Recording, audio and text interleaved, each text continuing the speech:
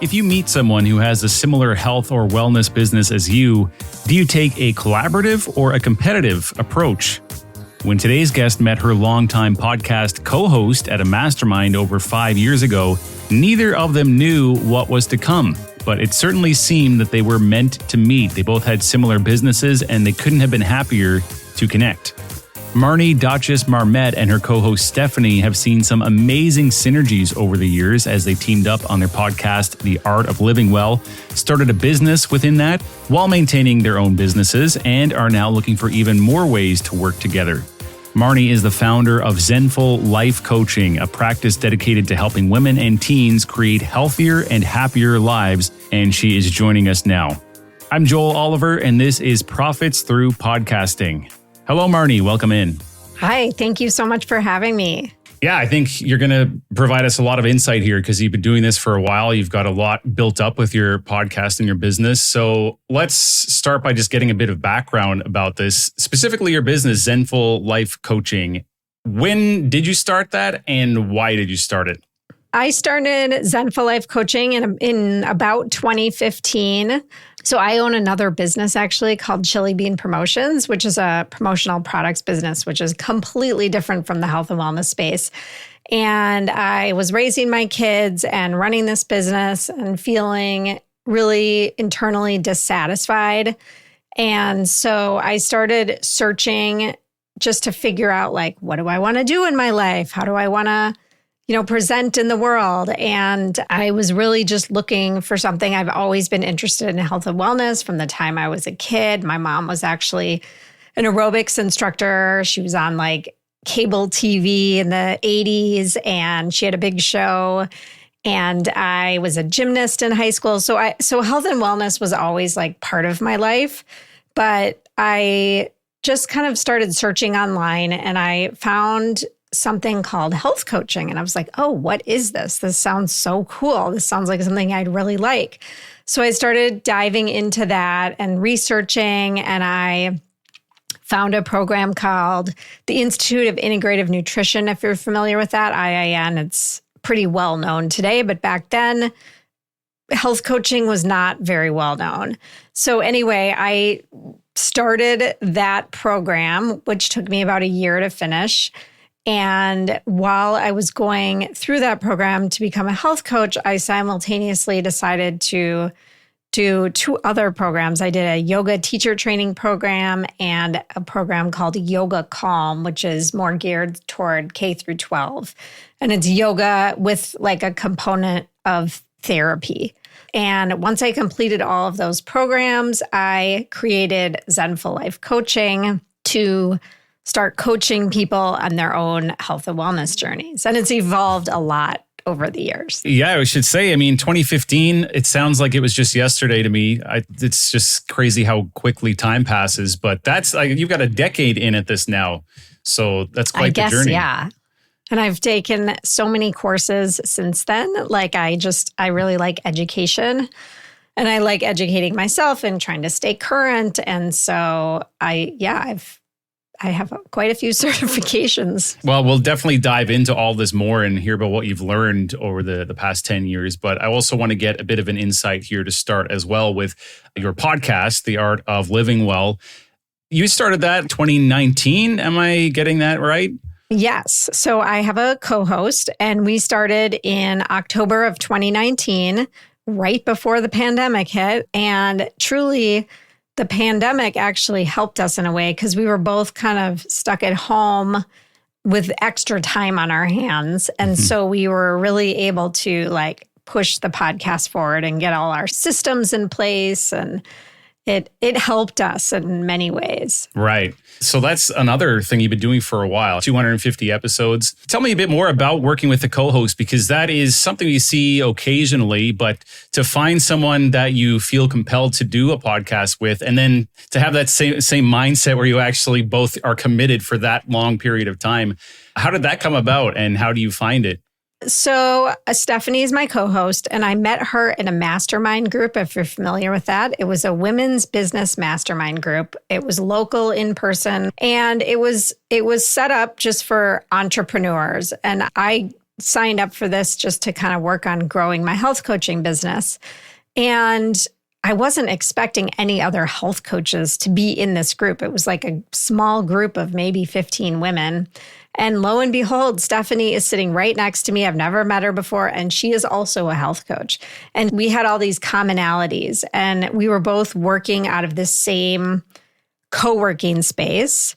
And after going through this mastermind with her, I said to her, instead of the two of us kind of not necessarily competing for business, but we were kind of working in the same space, I said, what if we team up and we start hosting some workshops together? So we started hosting workshops together, and that worked really well.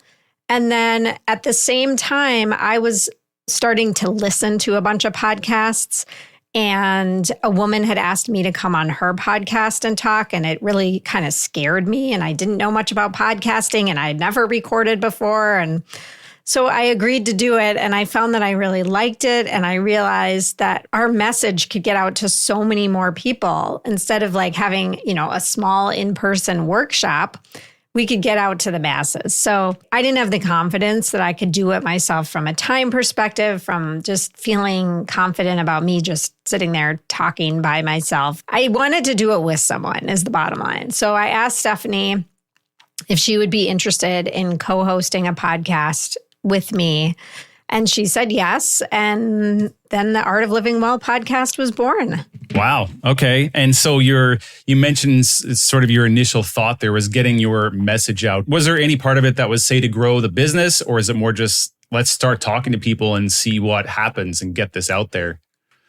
So interestingly enough, I am a journalism major from college. And so I do have this piece of me that loves meeting people, loves hearing their stories and sharing them with the world. Like that's the journalist in me. So initially, I almost wanted to do this more from like a health journalist perspective. But then I started to understand, or we started to understand that, well, that's silly. Like we're promoting all these other people. And sometimes we still have this issue. We're promoting all these other people, but the two of us have so much to offer, and we're so educated, and we have to do a better job of, self-promotion. But I think that the message that we're trying to get out to our listeners is that it's just really important to find your art of living well, and that is different for everybody. And so we like to bring on people, guests from all different backgrounds that can suggest ideas or protocols or whatever it is for people to find their art of living well. And Stephanie and I do episodes together where it's just the two of us as well, where we talk a lot about our own expertise. That's a great setup that you have. You said you felt a little nervous about doing it yourself.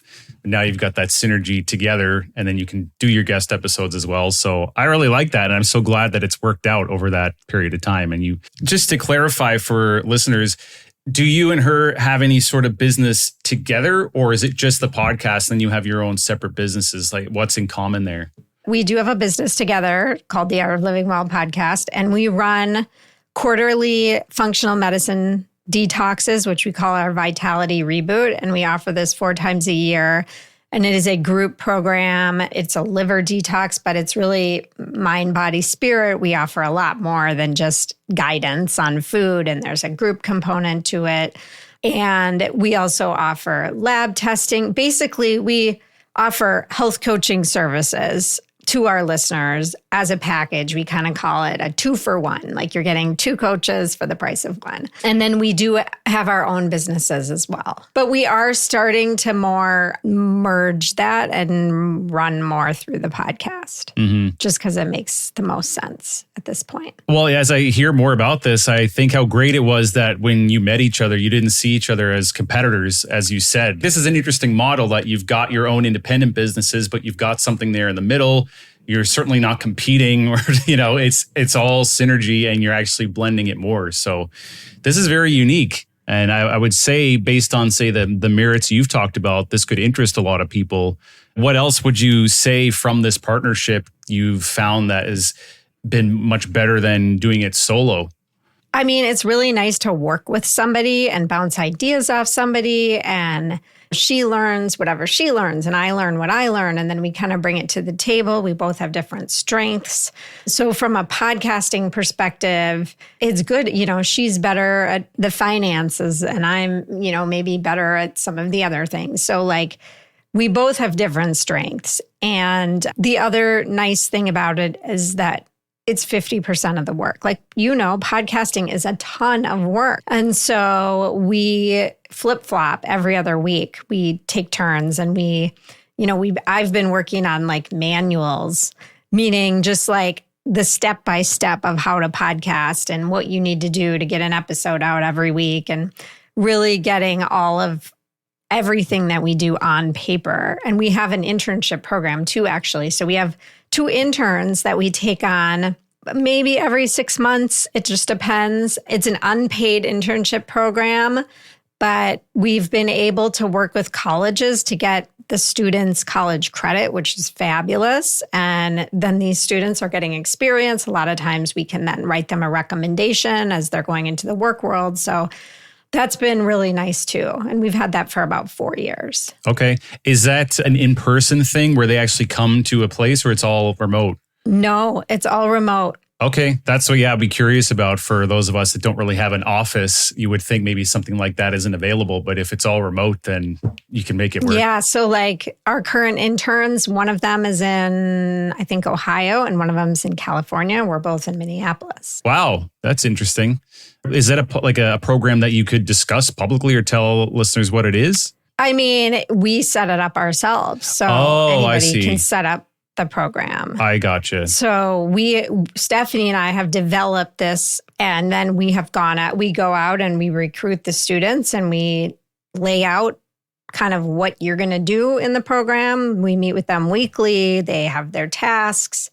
And then if they're getting college credit, which they don't always get college credit, but our preference is that the student does get college credit since it's an unpaid position, then, we may have to write like a halfway point review and an end of semester review and whatever. It's no skin off our backs. It's a very worthwhile experience. I really enjoy working with the students. I want them to learn and grow, and they help us tremendously. Okay. And so that means then that, is it every 6 months you are getting a new person on board to help with this, or what's that look like?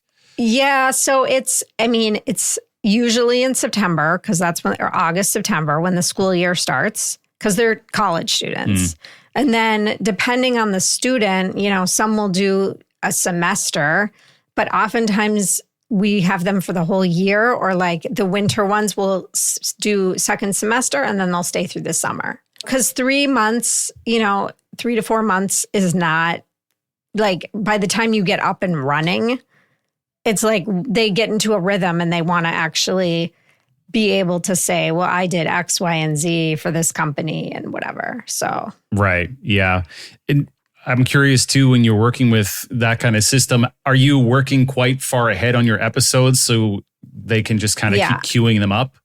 We are really far ahead on our episodes. We've tried not to be, but we are. Mm-hmm. And the interns aren't really, they're more working on our marketing and our social media stuff. They're not doing anything with our episodes. Oh, okay. Except for promotion. Gotcha. Stephanie and I are doing all of the episode work ourselves. You don't outsource any of that. You do it all yourself. We outsource editing. Got it. But we do all of the research and all of the episode planning and all of that stuff. I think that makes a lot of sense too, because you have that expertise. You've got to know about the content. You've got to host it. So that's kind of one thing that you can't really outsource, and you should be doing. And we don't want to. I mean, that's like one of my favorite parts about podcasting is, doing the research and understanding what we're going to be talking about. For sure. Yeah. And so you're outsourcing the technical part, working on what you should be. That's great. That makes a lot of sense. It's, most people end up doing that. If they start out though, they might have to take on more in the beginning. Okay, So that's all great. So we will talk a bit more about the podcast, but I'd like to just circle back to the business a bit to hear a bit more about that. So your business specifically, Zenful Life Coaching, who is your perfect ideal client? Like, tell us a bit about who that would be and what you offer them with that business. So I just want to say, first of all, it is very personalized. So sometimes this is a hard question to answer, but oftentimes the clients that I'm attracting are women that have been in the workforce for a number of years and have raised their kids and are feeling burnt out. And they, maybe they're becoming empty nesters now, or they're getting close to empty nesting. They're not like in it with little kids anymore. And they've been juggling, the work life and the family life, and their own self-care has fallen to the wayside. Maybe they've gained some extra pounds that they're not happy about, or don't even, like to cook, or are eating a lot of takeout and maybe don't have a solid exercise program. And then also, I do offer functional medicine lab testing. So helping women understand what is going on in their bodies, because a lot of women just think, oh, if I exercise more, I can do X, Y, and Z. So really trying to educate and help women get to the root cause of what is going on inside of them. And also just finding their joy and their purpose and what they want to do to live their kind of authentic life. It's kind of a vague answer, but I would say I specialize in longevity, in nutrition, mindset, reducing stress, helping with sleep, like kind of all the basic things that you think about when you think about mind, body, spirit wellness. Mm-hmm. And you mentioned burnout in there as well, which I think you're probably an expert in, but that's your business. But I was going to ask, you mentioned you had this other business, the promotional products. And, when people are coming to you for help saying, I feel burned out at work, you had this other business and you didn't get rid of it to start something else. Like you still have it. So you've got that, right? And you've got all this other stuff going on. Tell us a bit about how you deal with that. How have you juggled all this over the years, and how would you help other people do that? Well, I would say that back then when I was feeling really burnt out, my kids were younger. So when your kids are younger, there's just more of like a constant pull from your kids, right? My kids are older now. 2 of them don't live at home. One of them's a senior in high school. So that alone obviously makes a difference. But I've been doing this all the way through now. So to answer your question, when I was just running Chili Bean Promotions, I was feeling like I didn't have any passion and joy for what I was doing. So it felt like work. It didn't feel fun to me. It didn't feel challenging. I'd been doing it for a long time. I was kind of going through the motions. My plan was to wind down the business as the coaching business ramped up and close it down or sell it or be done with it. And what ended up happening is that as I found joy in my life in this other business and I started to feel fulfilled, I didn't mind doing it anymore. It was kind of like, okay, I feel really good over here. This isn't so bad. And then what ended up happening is I ended up getting clients in the promotional product space in the health and wellness space. And those were very different clients than I had had previously.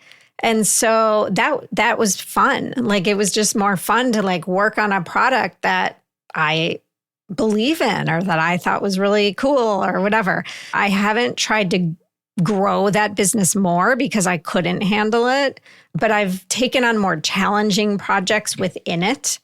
So, I'm doing a lot overseas now, and that's a whole different ball game, manufacturing things overseas than when I was initially doing things. So I've learned and grown in other ways. And in terms of juggling the businesses and life and stuff, like I really am passionate and love what I'm doing. So I do not feel burned out. I'm also very good at being efficient with my time. I get up early in the morning. I kind of do what I need to do. And then when I want to be done, I'm done. Now, that being said, if I'm out of town on a vacation or something, I'm the only one responsible for my business. So I have to answer emails or whatever it is. So it is a juggling, being an entrepreneur for yourself, you are doing some juggling. But I feel like I've personally come to a space where I feel like I have a very good balance in my life. And I don't think I did for a long time.